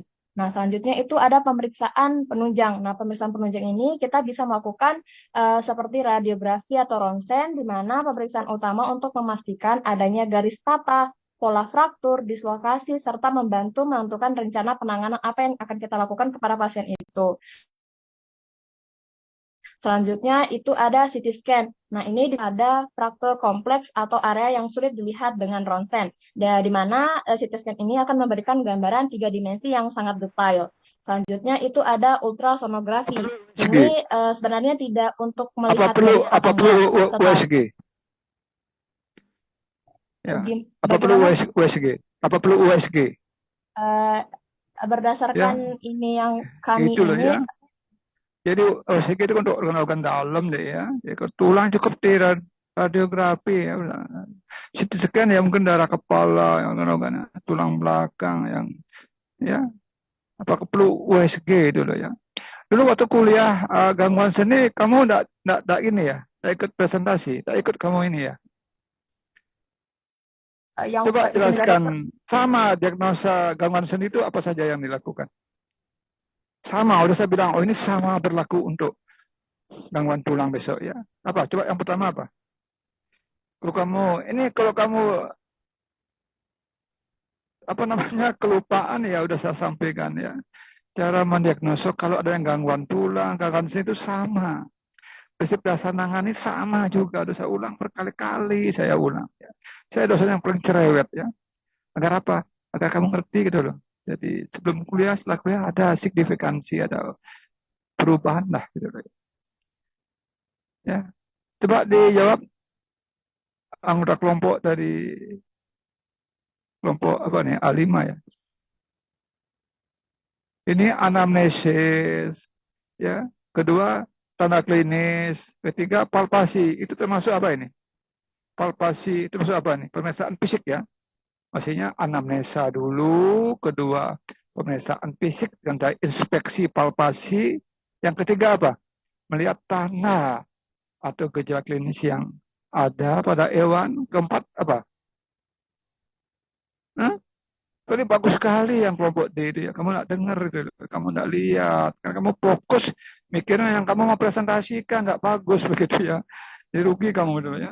Sudah pada kelompok yang lain sudah saya sampaikan, kamu juga sama itu loh ya. Yang keempat adalah pengukuran panjang kaki. Yang kelima apa? Pemeriksaan penunjang, yaitu dengan pemeriksaan radiografi. Termasuk diantaranya CT scan. USG tidak perlu gitu loh. MRI tadi untuk apa gitu loh ya. Itu yang kecil-kecil yang tak bisa dilakukan dengan radiografi ya baru. Dan USG tidak perlu, ini kan dalam. Kalau untuk kantong kencing, ginjal, ya, hati, ya, endoskopi, plus USG. Kamu terlalu jauh gitu loh, tidak dengar kamu dulu ini. Ini kok udah saya bilang berkali-kali. Tadi udah bagus sekali temannya kamu ini kok kembali sekarang begini. Ini mohon diperbaiki ini ya. Baik, dok. Kamu nggak dengar presentasi ya. Ya, presentasi yang kedua udah bagus juga cara diagnosisnya. Cuma kurang dalam hal tadi macam-macam faktor ini. Kamu nih sama juga ini nggak mendengar. Udah saya bilang dulu cara mendiagnosis kalau ada kecurigaan gangguan seni, pulang sama, besok minggu depan sama. Ya, kamu lupa nggak ini? Saya juga. Ya silakan nanti nilainya nanti ya sesuai dengan ini ya. Nanti saya dibilang menghambat lagi, saya dibilang nilainya kecil. Saya kan terkenal dosen nilainya kecil. Ya seperti ini keadaannya gimana? Ya, kalau saya kasih nilai besar ya salah saya malah. Ya silakan dikomentari gimana? Baik dokter, izin untuk kami perbaiki PPT untuk selanjutnya. Ya, Kamu sebelumnya ini dari mana ini? Ini pada seni kan sudah ada lima langkah cara mendiagnosisnya. Ini kok bisa ini 5 ini ada ultrasonografi untuk apa gitu loh. Ya. Oke, baik dokter, izin untuk kami perbaiki nanti. Untuk itu sebelumnya izin untuk memastikan Diperbaiki lagi. silakan, tapi mohon dihayati gitu loh. Jangan dihafal nanti temannya presentasi kamu lain-lain nggak ada gunanya. Baik Ya. dokter. Coba lihat sekarang prinsip dasar penanganannya gimana. Izin untuk memastikan dokter berarti untuk diagnosisnya tadi berarti ada 5. Pertama itu ada anamnesis, pemeriksaan fisik, Saya ada Dan komentar lagi, melihat silakan dibuka bukunya ya. baik, dokter. Sampai lebih dari 5 kali saya komentar ya. Saya ada komentar lagi ya, silakan ya.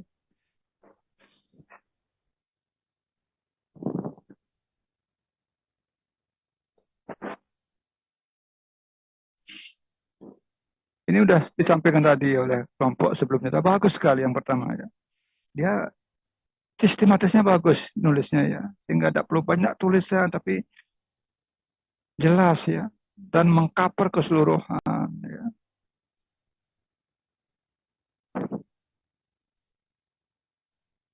Ini komplikasi yang terjadi dalam hal. Coba prinsip dasar penanganan lihat.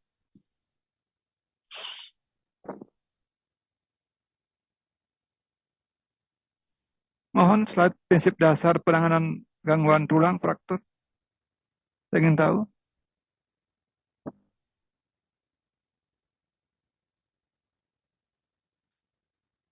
Nah, ini lagi ya. Penanganan. Saya bilang prinsip dasar. Saya kepingin prinsip dasar. Pun saja. Tapi besok kalau rincinya silakan dibedah khusus nanti gitu. Silakan kamu. Dan lebih rinci lagi besok di koas silakan ya. Di koas silakan kamu buat tulisan sebanyak-banyaknya. Sampai 1000 halaman kalau bisa ya. Bagus ya. Tapi di sini prinsip dasarnya apa? Bagus sekali tadi yang kelompok pertama ya. Kelompok D ya. Ya. Pun ya penanganan awal, reduksi fraktur, fiksasi, manajemen pasca operasi, rehabilitasi. Kamu ambil dari mana ini? Buku mana ya? Buku manusia deh ya. Kita punya buku acuan gitu loh. Ya. Kalau ambil dari buku yang lain boleh. Cuma jangan kuliah di FK Udayana gitu. FK Udayana sudah ada itu. Kita punya buku ilmu bedah dan teknik operasi. Sudah ada juga di sana pun-punnya. Kalau mau dikembangkan minimal itu harus ada. Tambahkan boleh. Tapi jangan dirubah lagi. Ya. Prinsip dasar penanganan ada 4 atau 5 konsep dasar, 5 R ya. Saya bilang berkali-kali juga dulu waktu di bedah gangguan sendi sudah ya. Ini berlaku juga besok di bedah tulang. Ya silakan saya mau ganti ya. Masuk ke A, C ya. C yang kelompok C yang dulu presentasi kelompok berapa ya? Kelompok kelas C yang dulu presentasi kelompok berapa? Izin dok, untuk yang minggu lalu dari C1 dan C3. Ya, yang dua sekarang ya, C2 ya. Silakan saya membandingkan ya. Saya tidak mau banyak kebetulan. Hampir sama semua dengan gangguan sendi. Kalau dia mau begini ya boleh, tapi saya berhak ngasih nilai. Baik, izin dok untuk share screen dari C2. Ya, silakan ya.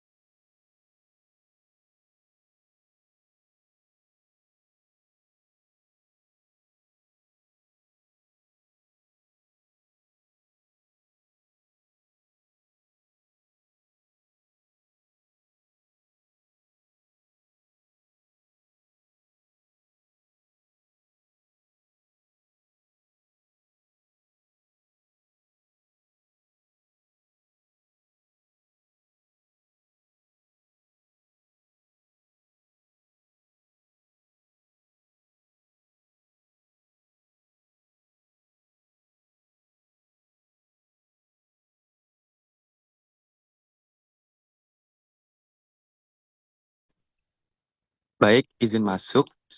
Sebelumnya, Om Swastiastu. Assalamualaikum warahmatullahi wabarakatuh. Shalom, namo buddhaya, salam sejahtera bagi kita semua. Pada kesempatan kali ini, kami dari kelompok C2 ingin mempresentasikan materi fraktur dengan anggota kelompok kami. Bisa di next slide.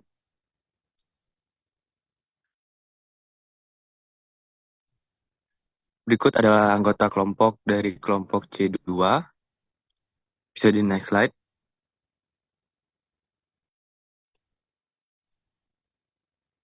Baik, kita masuk pada definisi. di mana fraktur merupakan kasus ortopedi yang sering ditemukan pada hewan dan terjadi ketika tulang kehilangan kontinuitas akibat trauma atau kondisi patologis. Penyebab tersering adalah trauma seperti tertabrak kendaraan, jatuh, atau gigitan hewan lain. Namun, beberapa fraktur terjadi karena kelemahan tulang akibat penyakit seperti neoplasia, infeksi, atau gangguan nutrisi, sehingga tulang mudah patah meskipun terkena gaya minimal. Fraktur dapat menimbulkan rasa sakit, gangguan fungsi gerak, hingga penurunan kualitas hidup hewan. Penanganan yang tepat sangat penting untuk mencegah komplikasi seperti maulion dan malunion atau infeksi.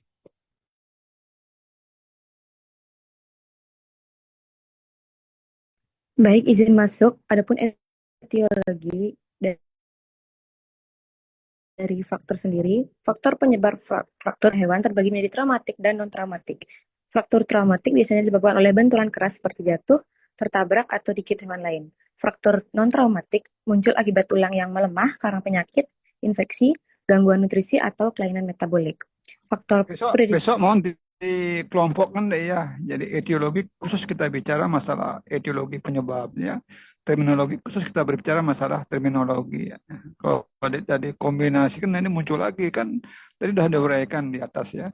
Makanya terminologinya ya seperti penyebab masukkan di umnya ya, di umbisnya di mana di etiologi ya. Kalau tanda atau gejala di sana masukkan ya, di umbisnya masuk sesuai dengan jangan dicampur. Kalau dicampur nanti ya ini tidak efisien ya. Boleh tidak salah, tidak efisien ya. Saya juga baca berkali-kali bacanya ini kan tidak efisien ya. Dimohon dikelompokkan sesuai dengan umbisnya ya.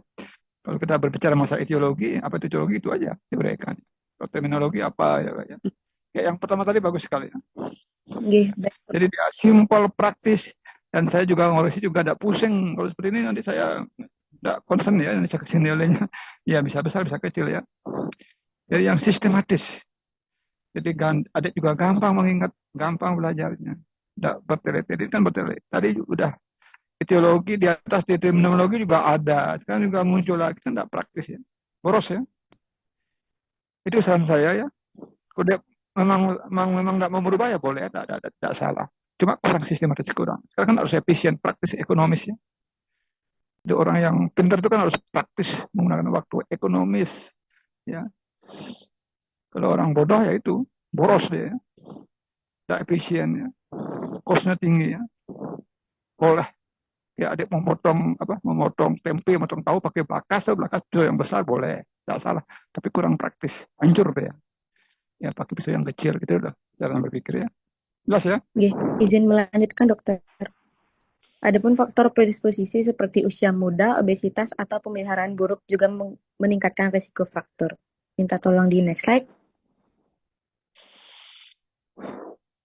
Baik, slide selanjutnya itu klasifikasi fraktur akan dijelaskan oleh kasih. Mohon jangan dihafalkan ya. Jadi tadi saya sudah kasih masukan, mohon dihayati. Nanti dirubah redaksionalnya di waktu penyampaiannya. Jangan dibaca begitu ya. Mungkin sudah salah dibuat, tidak sempat perbaiki, boleh. Tapi ya mohon dikoreksi, disampaikan. Bicaranya. Dan saya bisa menangkap, sudah nggak nyambung apa yang saya kasih masukan. Kalau nggak kan rugi saya kasih masukan. Sampai tidak usah gitu. Saya dengar aja, saya kasih nilai gede nanti. Udah senang ya. Silakan terus ya.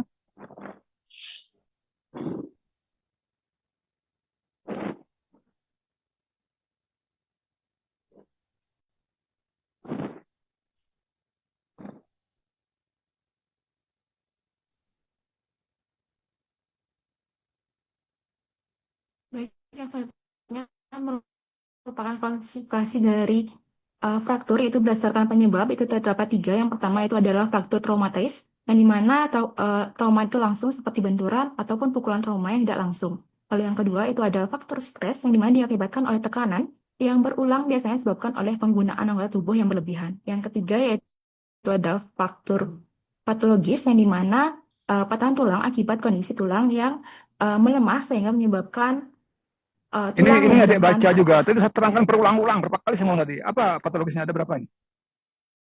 Ini saya juga tidak ngerti saya. Yang udah saya berulang-ulang tadi, sudah 2 kali saya 2 kelas. Dua kelompok udah saya kasih masukan, adik masih juga baca. Apa saja ini patologis ini?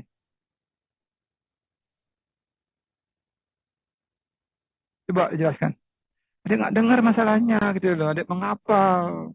Kalau menghafal minggu depan dia nggak akan ingat, tapi dihayati gitu loh. Ya. Apa yang masuk patologis ini? Ini kan nggak tahu dulu ya. Kan adik menghafal. Kalau kamu menghafal ya seperti ini dulu. Baru saya terangkan presentasi sebelumnya. Saya kasih masukan, Mas. Sekarang adik baca juga seperti ini. Coba dijawab kelompoknya.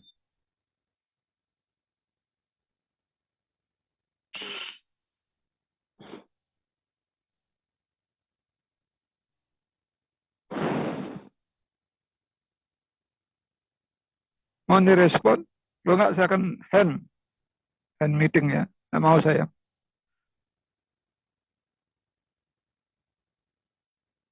Mungkin dokter untuk Soalnya sudah berkali-kali saya sampaikan pada jam yang sama. Belum ada 1 jam saya ngomong ya.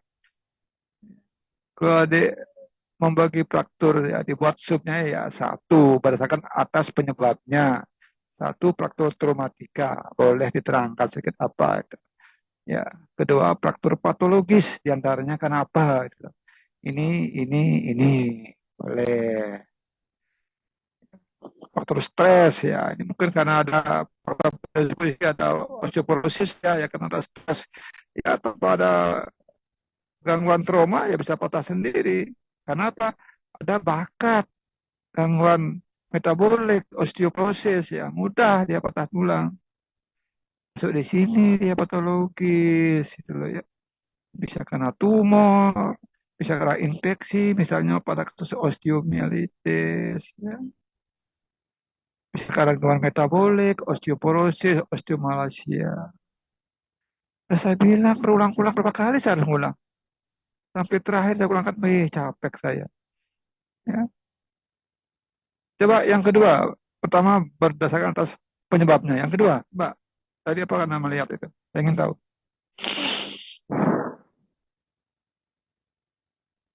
Silakan next slide.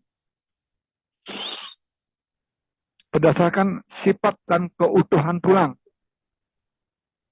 Ya, keutuhan tulang boleh atau arah berdasarkan atas hubungan dengan dunia luar, hampir sama ya. Keutuhan tulang ya. Terbuka, tertutup. Ini fraktur tidak lengkap, fraktur lengkap. Apa ini? Ya, sudah saya sampaikan tadi. Coba terus slide berikutnya. Arah garis patahan. 1, 2, longitudinal, spiral, oblik, transversal, infected fracture. Ya, infected fracture ini fracture stres nih. Ya, boleh kan kamu masukkan di sini, tidak masalah ya. Terus yang keempat. Apa ini? Berdasarkan jumlah dan bentuk fragmennya. Ini arah garis patahan. Kalau jumlah bentuk fragmennya ada yang satu sederhana, simple fracture, ada yang comminuted fracture. 2 aja. Ini kan arah garis patahan ini. Ya. Yang simple fracture dan apa ini? Comminuted. Segmental.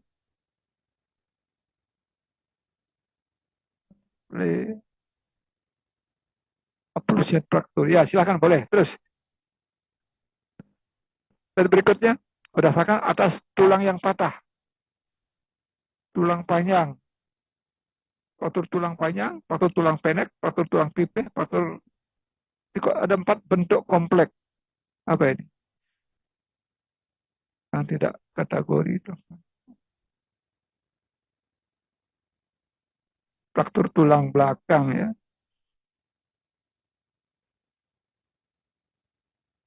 Terus dan berikutnya.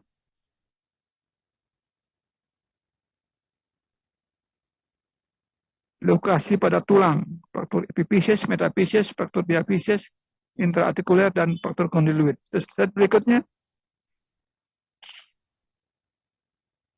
Proses kesembuhannya ada union, clinical union, non-union, malunion. Dan berikutnya. Pasti ada kurang ya. Mohon dilengkapi ya.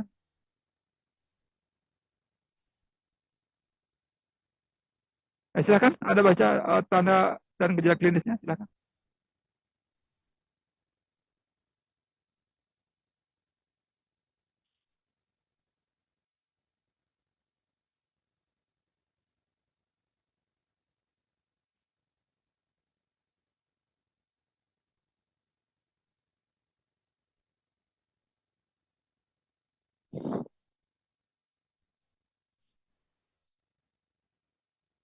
Yang selanjutnya itu merupakan tanda klinis. Adapun tanda klinis pada fraktur yang umum terjadi itu terdapat 7.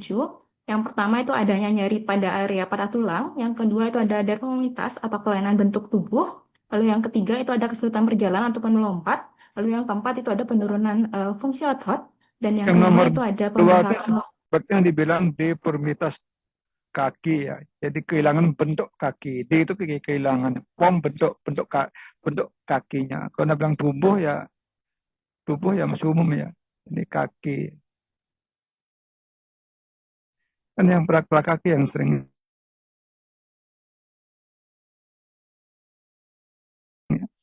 ya, kaki dan tulang belakang ya. Yang sering melampau itu kan darah ekstremitas biasanya ya, kaki ya. Depan, belakang ya, termasuk mungkin di pubisnya. Ya, silakan terus ya. Yang keenam itu ada atrofi otot dikarenakan jarang digerakkan atau kurangnya aktivitas pada area yang mengalami patah. Yang ketujuh itu bila dipalpasi, pasien itu akan merasa kesakitan. Apakah sudah langsung dia atrofi ototnya? Dia patah tulang 2-3 hari atau seminggu? Langsung atrofi dia?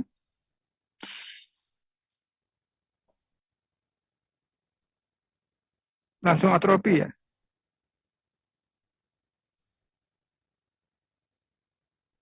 Kalau dia patah seminggu, sudah langsung atrofi ototnya?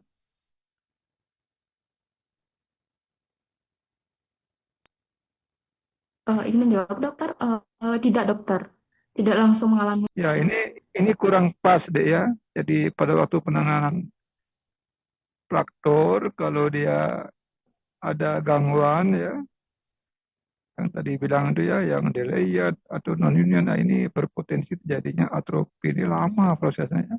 Dan ini kan gejalanya gimana?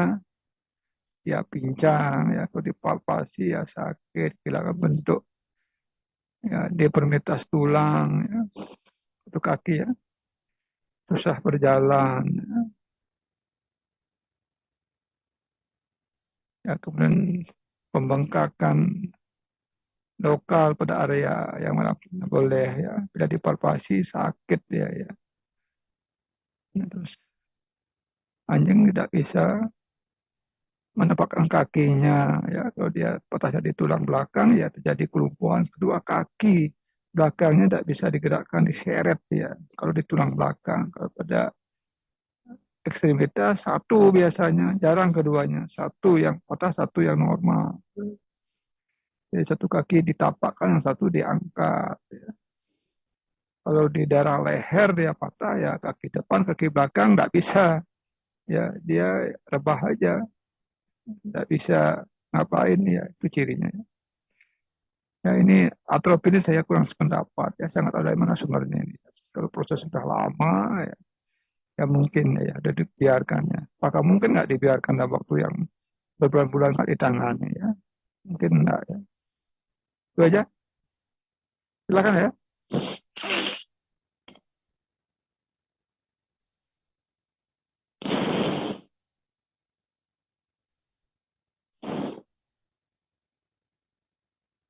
Silakan diteruskan ya.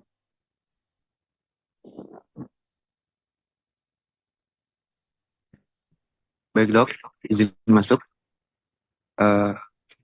Selanjutnya itu cara diagnosa dan prognosis, di mana Tadi kamu dengar nggak apa yang saya kasih masukan pada grup sebelumnya? Cara mendiagnosa nih. Kamu dengar nggak? Coba dijelaskan. Kalau nggak saya mau saya stop aja ya. Kalau kamu nggak mau mendengar omongan saya rugi saya masukan.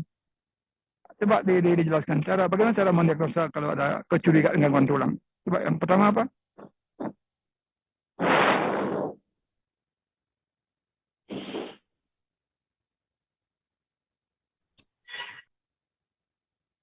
Coba yang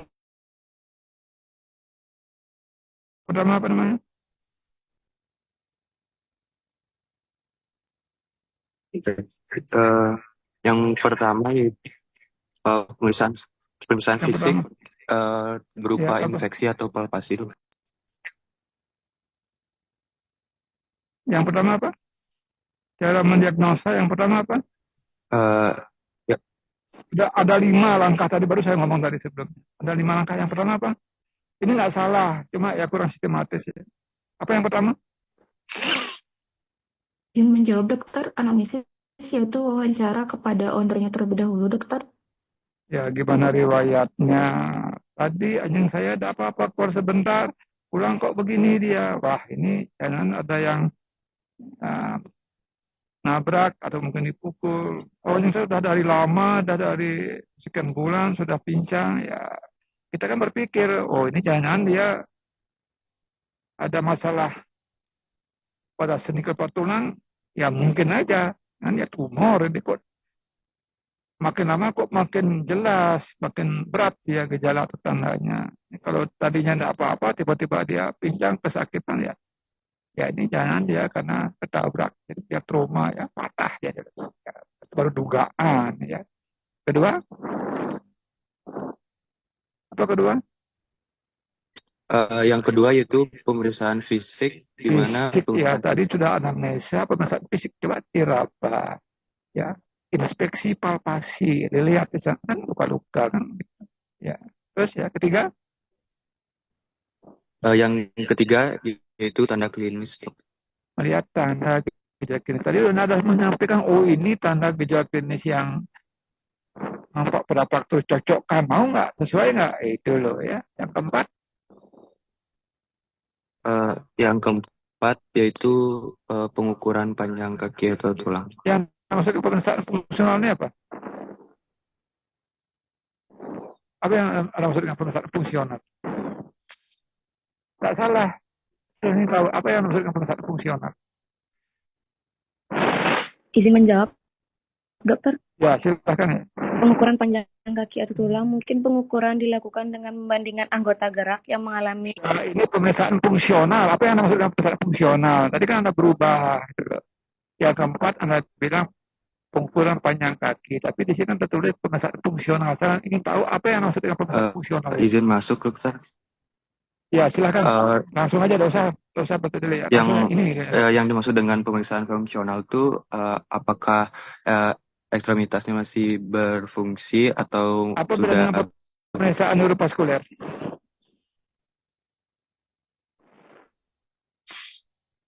Neurovaskuler, apa bedanya? Kalau pemeriksaan neurovaskuler itu lebih berfokus kepada neuronya, dokter, atau syaraf. Syaraf tadi fungsional, apakah masih bagus nggak fungsinya? Kan sama. Iya, dokter. Ya kan sama itu loh. Ya. Itu ya saya boleh, tapi saya tadi kan bilang ukur panjang kaki. Kita baru mengarah ke ini, kalau misalnya dia hancur, oh ini betulnya terbuka ini, baru kita lakukan pemeriksaan neurovaskulernya, gimana, ada nggak banyak pendarahan, saraf terbuka. Kalau dia betulnya terbuka nggak perlu, ini masih terus dalam ini. Kalau terbuka dia ya, mungkin ya terbuka pun juga ada grade-nya, 1, 2, 3, 4, berat sekali ya ini. Berpotensi rusak ya, inervasinya, vaskulisasinya ya. Ini kan baru secara kasar ya. Ya baru yang kelima itu pemeriksaan radiografi. MRI, CT, terlalu jauh ya. Cukup radiografi. MRI berapa biayanya ya? Tidak perlu, tulang itu tidak perlu, boleh, tapi kan terlalu mahal kosnya. Bagi pada anjing ya. Untuk radiografinya dia sulit. Suruh foto berkala aja ya tidak mau datang ya. Ya apalagi MRI berapa biayanya? Kesana ya. Jadi selalu pertimbangan finansial kita harus kaitkan ya. Jangan ya mungkin di manusia memang perlu ya MRI ya. Itu hanya dugaan faktor ya cukup CT scan lah maksimal. Tulang-tulang kepala, tulang belakang, tidak usah lah MRI ya. Kalau saya ya, kalau kamu ya boleh, banyak uangnya. Silakan terus ya. Selanjutnya yaitu pemeriksaan penunjang. Yang pertama itu radiografi Udah saya sampaikan tadi, saya terangkan, tak perlu masuk ke prognosis ya. Sudah saya koreksi tadi, silakan diperbaiki itu. baik, selanjutnya yaitu prognosis.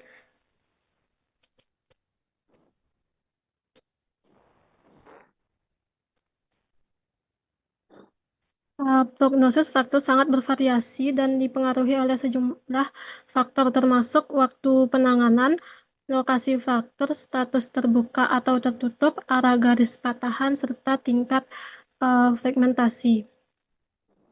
Yang pertama yaitu Fausta. Fraktur umumnya bersifat simpel, stabil dengan kerusakan jaringan lunak yang minimal seperti fraktur transversal yang mudah distabilkan dengan fiksasi eksternal atau internal.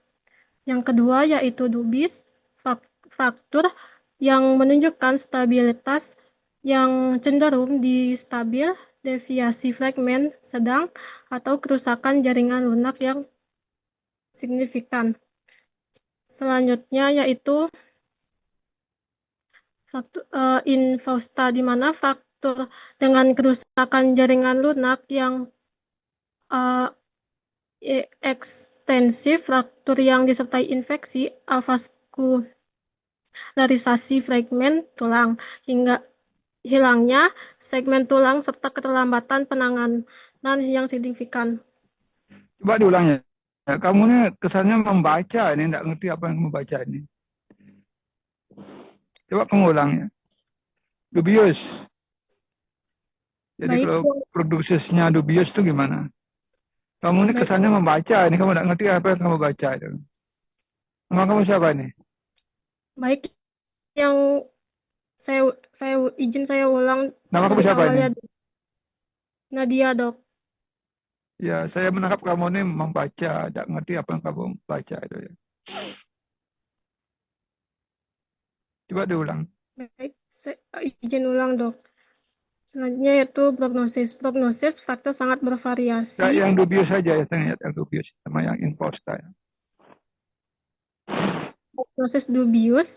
Pada prognosis dubius menunjukkan bahwa peluang penyembuhan masih ada tetapi bersifat tidak pasti, di mana kondisi ini umumnya terjadi faktor yang menunjukkan stabilitas rendah, serta faktor spiral yang cenderung tidak stabil, deviasi fragmen sedang, atau kerusakan jaringan lunak yang Maksudnya signifikan. kamu begini bacanya ya. Jadi kalau dia dubius, prognosisnya itu umumnya pada faktor-faktor yang stabilitasnya cenderung tidak stabil gitu loh ya. Misalnya apa? Faktor oblik miring itu loh, dia tidak stabil, dia stabilitasnya itu mudah, dia kena gerakan, dia ya apalagi fiksasinya pakai fiksasi eksternal, itu kemungkinan dubius sampai infausta ya, karena kalau dia frakturnya miring ya, oblik fraktur itu tidak bisa ditangani dengan fiksasi eksternal, terus pakai plat ya kan, dia kuat agar dia stabilnya tinggi gitu loh, stabilitasnya tinggi gitu loh. Jadi pakai pen pun juga dia akan tidak bagus gitu loh.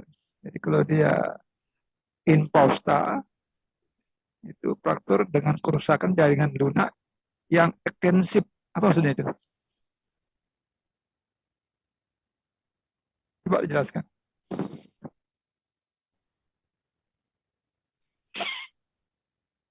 Coba yang infausta. Jadi prosesnya infausta bila caranya.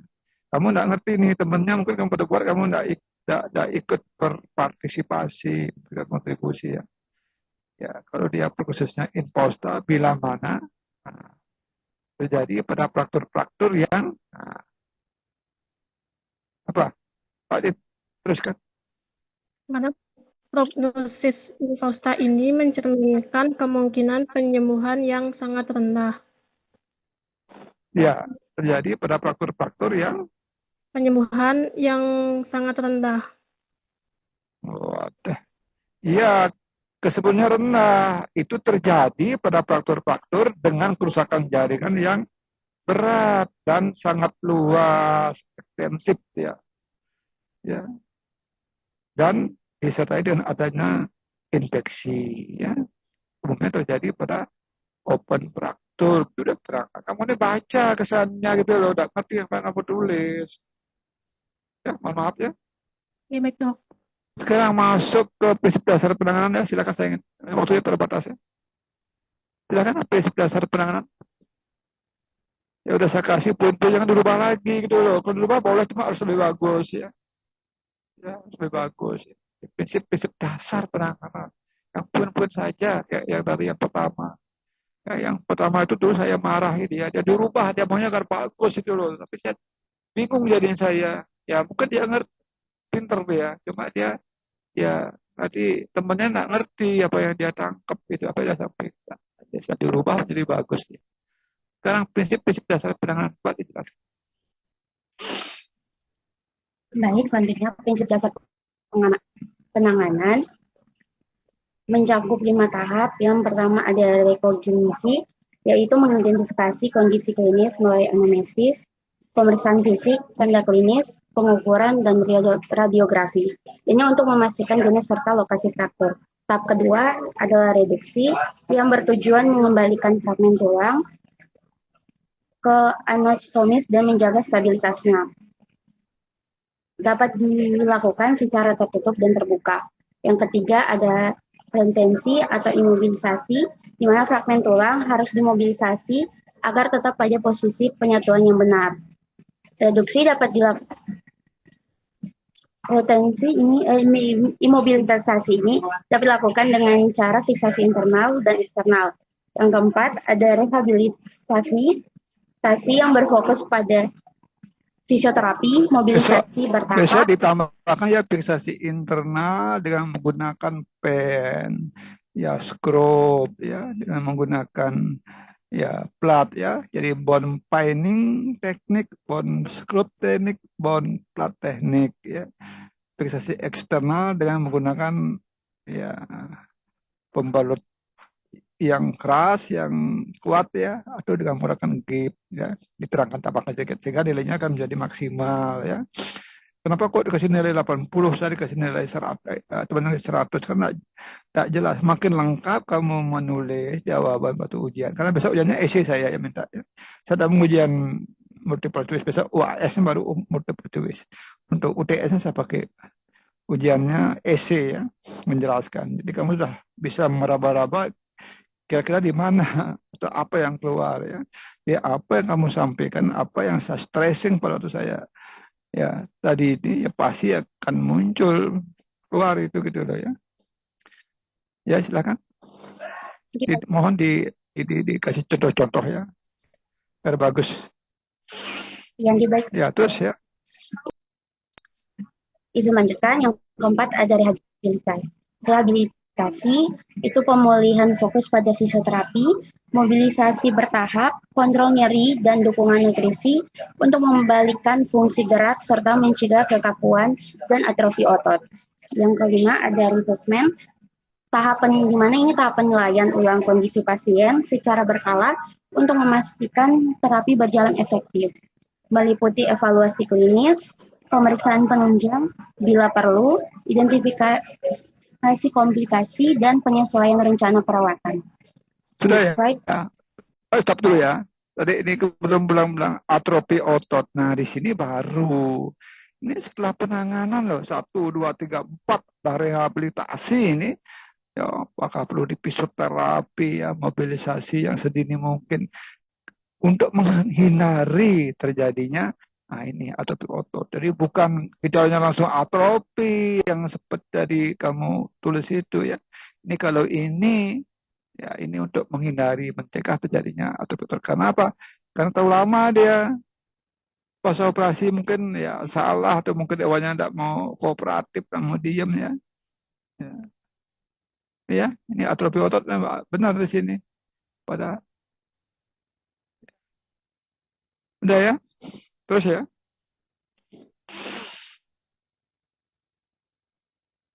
Ya sudah, ada yang tanyakan silakan. Ini sudah banyak yang hilang ya. Jadi 78 sekarang ya. Jadi ada yang 90 sekian tadi ya. Ya udah bosan ya. Ya dengar ya. Ya, mungkin bagi yang pintar mungkin udah bosan ini dengarnya. Wajar ya, kan udah saya berkali-kali beri masukan ya. Ada yang tanyakan? Kalau tidak ada, saya mau cut sampai di sini. Kalau sudah ada, ya, mungkin sudah bosan dengan masukan dari saya. Ya. Ada yang tanyakan? Izin bertanya dok. Iya, silakan ya. Untuk pelaksanaan UTS-nya itu kan dijadwal pada tanggal 10. 10 itu kan minggu kapan ya? Iya Minggu dok. depan ya. Minggu depan ya. Untuk pelaksanaannya berarti secara offline dan untuk pembagian jamnya bagaimana gitu dok? Iya, kalau bisa 1 hari saya minta. Ada nggak bisa nggak waktu kapan kamu bisa? Hari Sabtu bisa satu hari atau hari apa bisa ya sekaligus ya kalau bisa ya.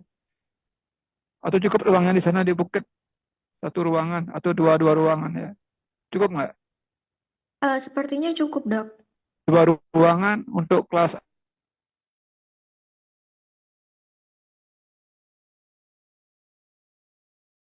pagi dua ruangan cukup. Cukup dok. Kalau di kampus Bukit. Di mana tuh ruangnya? Di di apa? Ruangnya di mana ruangnya itu? Di ruang kuliah 1 dan 2 di lantai 3 dok. Oh, di fakultas ya? Iya dok. Ya, itu berapa tuh jumlahnya?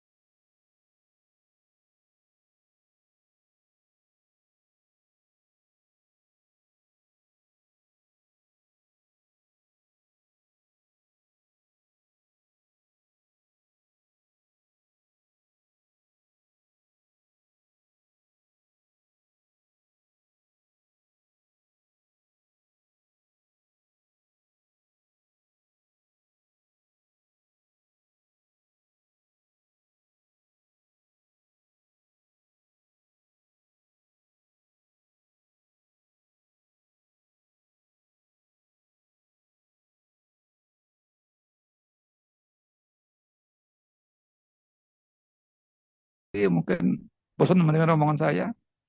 Saya juga harus merespon ya. Ya, kalau sudah seperti ini mungkin sudah bagus lagi dilanjutkan. Cukup segitu aja ya, deh ya.